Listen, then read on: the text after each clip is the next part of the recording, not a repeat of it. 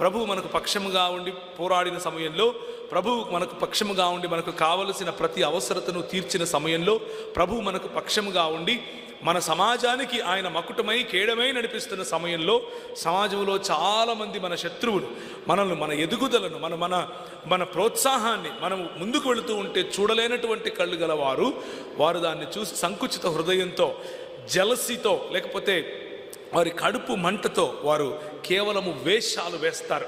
నిన్ను ప్రేమించినట్లు వేషాలు వేస్తారు, నిన్ను గౌరవించినట్లు వేషాలు వేస్తారు, నిన్ను ఆదరించినట్లు, నీతో ఏకీభవించినట్లు వేషాలు వేస్తారు. కానీ ప్రభువు ఇచ్చినటువంటి మాట ఏమిటి అనంటే, నీవు వారి ఉన్నత స్థలములను త్రొక్కుదువు అన్నటువంటి మాట. ఈరోజు సాయంకాలము కొన్ని విషయాలను మనం చూస్తాం.